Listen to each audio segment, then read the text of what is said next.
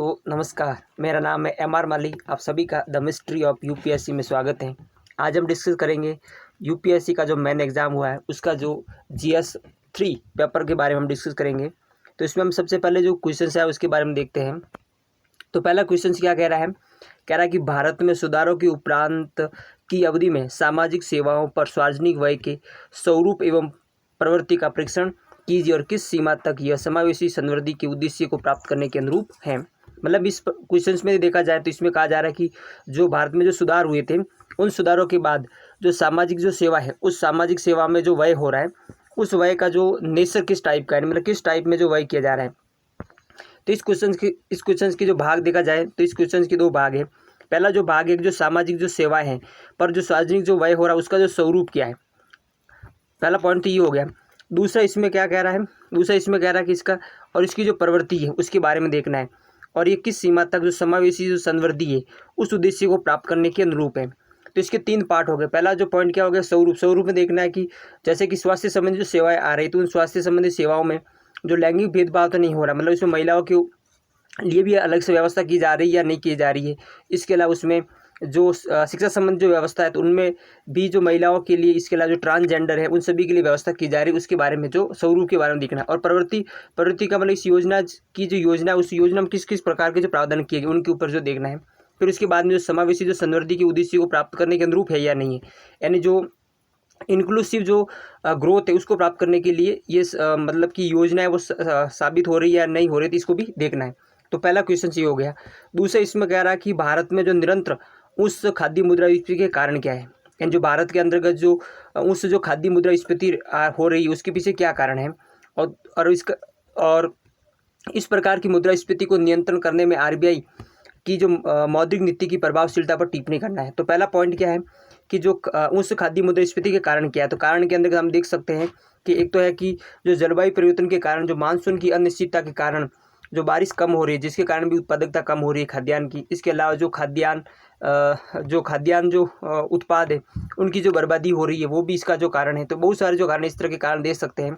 फिर उसके बाद में जो है कि जो मौद्रिक नीति यानी आरबीआई के द्वारा जो नीतियाँ जो लागू की जा रही है, जैसे कि पॉलिसी जो अपनाई जाती है हर बार जो है जो रेपो रेट वगैरह जो अपनाई जाती है तो उनसे भी ये प्रभावशीलता है हाँ उसमें कम किया जा रहा है, क्योंकि जो आरबीआई है वो कंज्यूमर प्राइस जो इंडेक्स है उनको भी ध्यान में रखती है। इसके अलावा जो कोर जो मुद्रास्फीति और हेडलाइन जो मुद्रास्फीति इन सभी को ध्यान में रखकर अपनी जो नीतियों को लागू करती है, तो हाँ इसमें हम कह सकते हैं। फिर थर्ड जो क्वेश्चन है कि देश के कुछ भागों में भूमि सुधार के सफल क्रियान्वयन के लिए उत्तरदायी कारक क्या है, मतलब कि जो भूमि सुधार है वो भूमि सुधार जो सफल जो क्रियान्वयन हुआ है तो उसके लिए उत्तरदायी कारक कौन कौन से हैं। तो हम कह सकते हैं कि जो लैंड जो रिफॉर्म आए थे उन लैंड रिफॉर्म में जो बंगाल में लैंड जो रिफॉर्म हुए थे वो उसी तरीके से लागू किए गए थे। तो इसके पीछे कारण क्या क्या है, तो इस कारण में हम देख सकते हैं कि जो राजनीतिक जो विल पावर है वो इस कानूनों को लागू करने में जो इसने सहयोग दिया। इसके अलावा जो प्रशासनिक जो मशीनरी थी उसने भी इस कार्य को जो है उसी तरीके से जो है लागू किया। तो इस तरह के जो कार्य जो किए गए थे इसके कारण जो है जो सफल क्रियान्वयन हो गया। तो इसके भी आप पॉइंट दे सकते हैं, तो इसको आप इजीली जो है कर सकते हैं। फिर उसके बाद जो 4 क्वेश्चन हैं वो क्या कह रहा है कि भारत में स्वास्थ्य एवं पोषण की सुरक्षा को सुनिश्चित करने के लिए मोटे अनाज की भूमिका। तो यहाँ पर जो कहा जा रहा है कि जो भारत है उस भारत में जो स्वास्थ्य है और जो पोषण है उसकी जो सुरक्षा के लिए जो मोटे अनाजों की भूमिका, यानी मोटे अनाजों की भूमिका क्या है। तो पहला हम पॉइंट इसमें हम देख सकते हैं कि जो मोटा अनाज है वो एक उष्णकटिबंधीय जो फसल होने के कारण जलवायु परिवर्तन से लगातार जो बारिश की जो मात्रा वो भी कम हो रही, तो कम वर्षा में भी इसका प्रोडक्शन किया जा सकता है। एक दूसरा है कि ये तापमान जो टॉलरेंस होती है, टेम्परेचर बढ़ता है तो भी इसमें जो पैदावार हो सकती है। तीसरा हम कह सकते हैं कि कम जो फर्टाइल लैंड है वहाँ पर भी इसका जो प्रोडक्शन किया जा सकता है। चौथा पॉइंट हम कह सकते हैं कि इससे जो न्यूट्रिएंट जो खाद्यान्न है वो हमें मिलते हैं। तो इस तरह के जो पॉइंट हम दे सकते हैं इसके बारे में। तो हम कह सकते हैं कि जो शुरू के जो 4 जो क्वेश्चन है वो इजी क्वेश्चन है और इसके बारे में हमारे पास में भी जो मटेरियल है वो पर्याप्त रूप से होता है। फिर उसके बाद में फिर 5th नंबर जो पर्सन है उसके बारे में देखें तो ये क्या कह रहा है, कह रहा है कि जीवन सामग्री के संदर्भ में बौद्धिक संपदा अधिकारों का वर्तमान विश्व परिदृश्य क्या है। कह रहा है कि जो जीवन की जो सामग्रियों के संदर्भ में जो बौद्धिक जो संपदा अधिकारों का वर्तमान विश्व परिदृश्य क्या है। यद्यपि भारत पेटेंट दाखिल कराने के मामले में दुनिया में दूसरे स्थान पर है, फिर भी केवल कुछ का ही व्यावसायीकरण किया गया। तो इस कम व्यवसायीकरण के कारणों को स्पष्ट करना है। मतलब कि जो भारत है, उस भारत में जो जीवन के जो सामग्री के संदर्भ में पूछा जा रहा है, और जो भारत के द्वारा जो पेटेंट है, उन पेटेंट के जो मामलों को जो अधिक जो दायर भी किया जा रहा है, लेकिन कम जो व्यवसाय के कारण किया, तो इस कारण ये थोड़ा सा जो क्वेश्चन है, थोड़ा सा मतलब डिफिकल्ट क्वेश्चन है। और ये थोड़ा मतलब कि इसमें आपको ये जानकारी होनी चाहिए कि जो भारत के द्वारा कौन कौन से जो है जो बौद्धिक संपदा जो इंटेलेक्चुअल प्रॉपर्टी संबंधी जो राइट्स है उसके जो दाखिल किए गए हैं, तो उनके बारे में थोड़ी जानकारी होनी चाहिए। फिर उसके बाद में जो थर्ड नंबर जो क्वेश्चन है, अगला जो है 6, तो 6 वाले क्वेश्चन में क्या कहा गया है कि इसमें क्या कहा गया है कि राजमार्गों पर इलेक्ट्रॉनिक पथ कर संग्रह करने के लिए कौन कौन सी जो प्रौद्योगिकी अपनाई जा रही हैं, और उसके क्या क्या लाभ और जो क्या क्या सीमाएं हैं, और वे कौन से परिवर्तन प्रस्तावित हैं जो इस प्रक्रिया को निर्बाध बना देंगे, और क्या यह परिवर्तन कोई सामान्य खतरे लेकर आएगी। तो इसमें हम कह सकते हैं कि जो राजमार्गों पर जो कर संग्रह के लिए जो फास्टैग जो व्यवस्था लागू की गई, फास्टैग को आप इसमें उदाहरण दे सकते हैं, फास्टैग है, और इस फास्टैग के क्या जो लाभ हो सकते हैं और क्या उसकी सीमा है। तो लाभ तो हम कह सकते हैं कि इसे एक तो जो टोल टैक्स जहाँ पर लिया जाता है वहाँ पर एक तो ट्रैफिक जो कम होगा, दूसरा हम कह सकते हैं कि जो है भ्रष्टाचार में जो कमी आएगी, तीसरा कह सकते हैं कि जो है ऑनलाइन जो लेन देन है, जो डिजिटल जो ट्रांजैक्शन है उसको बढ़ा मिलेगा, और सीमा के रूप में हम कह सकते हैं इससे जो है मानव रोजगार में कमी आएगी, जिससे जो बेरोजगारी की समस्या हो सकती है, बराबर। तो इस तरह के जो पॉइंट इसमें आप दे सकते हैं।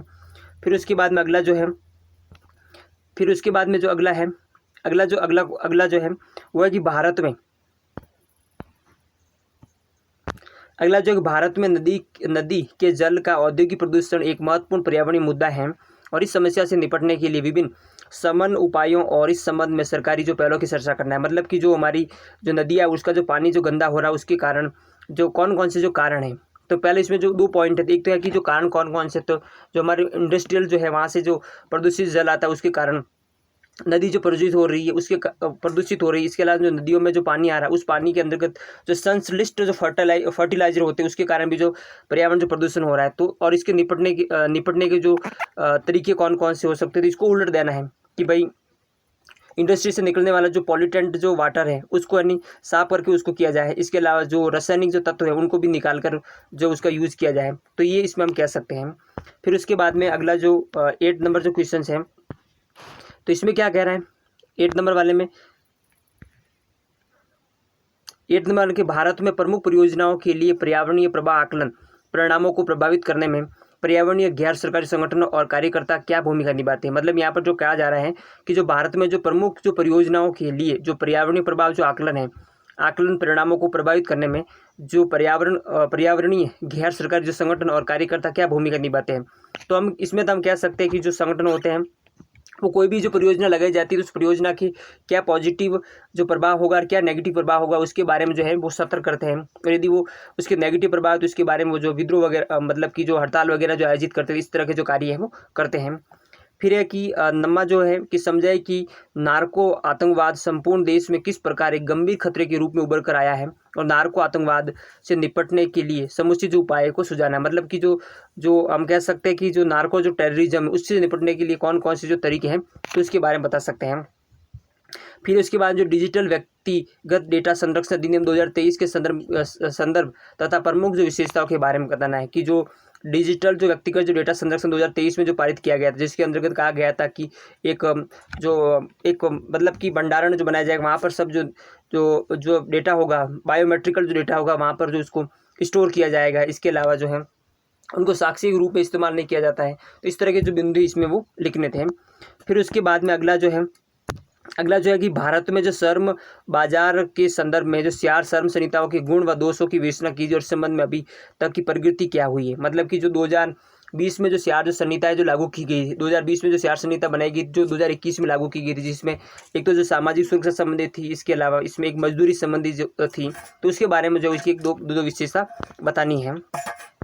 फिर उसके बाद में जो अगला जो क्वेश्चन है, अगला जो इसमें क्या कहा जा रहा है, अगला जो कहा जा रहा है कि जो भारत में जो क्षेत्रीय वायु कनेक्टिविटी के विस्तार की क्या आवश्यकता है। मतलब कि जो क्षेत्रीय जो वायु जो कनेक्टिविटी उसके जो विस्तार की क्या जो आवश्यकता है। मतलब कि जो क्षेत्रीय वायु जो कनेक्टिविटी की है, तो हम कह सकते हैं कि जो एग्रीकल्चर जो प्रोडक्ट होते हैं उन एग्रीकल्चर प्रोडक्ट में भी जो कुछ खराब होने वाले जो प्रोडक्ट होते हैं उनको एक स्थान से दूसरे स्थान पर पहुँचाने के लिए हो सकता है। दूसरा है कि जो पशु उत्पाद होते हैं जिसमें मांस वगैरह है वो भी एक स्थान से दूसरे स्थान पर पहुंचाने के लिए इसकी आवश्यकता है। तीसरा है कि जो इसके अलावा जो आवागमन के लिए भी जो सुविधा के रूप में इसका इस्तेमाल किया जा सकता है। फिर इसके अलावा जो उड़ान जो योजना, अगला कह रहे इस संदर्भ में जो सरकार की जो उड़ान योजना तथा इसकी उपलब्धियों की चर्चा करना है। जो सरकार के द्वारा जो उड़ान जो योजना चलाई जा रही है, जो उत्तर पूर्व के राज्यों में चलाई गई, तो उसकी जो है क्या क्या उपलब्धियाँ हुई हैं। तो उपलब्धियों के रूप में हम कह सकते हैं कि वहाँ के जो कृषि उत्पाद है या फिर खराब होने वाले जो फूल फल और सब्जियां हैं उनको हवाई मार्ग के द्वारा जो है शहरों तक पहुंचाया जाता है। तो इसकी उपलब्धियों के रूप में हम लिख सकते हैं। फिर हाल के दिनों में भारतीय सिंचाई प्रणाली के सामने क्या प्रमुख जो चुनौतियां हैं और कुशल सिंचाई प्रबंधन के लिए सरकार द्वारा अपनाए गए उपायों को बताना है।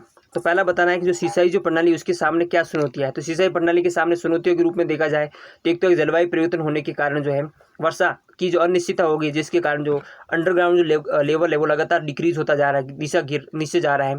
तो एक समस्या के रूप में है।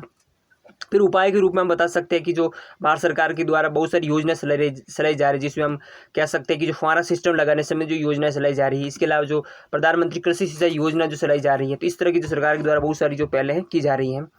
फिर उसके बाद में जो है अगला है कि भारत में कृषि कीमतों के स्थिरीकरण के लिए सुरक्षित भंडार के महत्व को स्पष्ट कीजिए और बफर स्टॉक के भंडारण से जुड़ी चुनौतियाँ क्या है। मतलब यहाँ पर जो कह रहा है कि जो बफर स्टॉक है उस बफर स्टॉक का महत्व क्या है।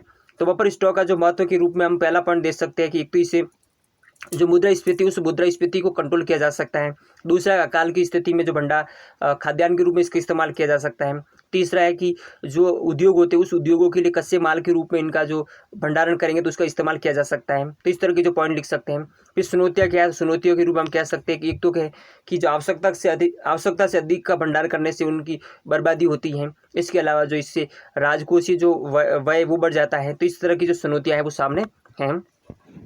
फिर उसके बाद में अगला जो पॉइंट आता है कि विश्व को स्वच्छ एवं सुरक्षित मीठे पानी की अत्यधिक कमी का जो सामना करना पड़ रहा है। मतलब जो विश्व है उस विश्व को जो स्वच्छ और जो सुरक्षित जो मीठा पानी उसकी जो कमी का सामना करना पड़ रहा है, और इस संकट का समाधान करने के लिए कौन सी जो वैकल्पिक जो तकनीक हो सकती है, और ऐसी किन्हीं 3 तकनीकों के मुख्य जो गुण और दोषों के बारे का उल्लेख करना है। मतलब कि हम कह सकते हैं कि जो वाटर जो प्योरीफाई है उसके बारे में क्वेश्चन पूछा जा रहा है।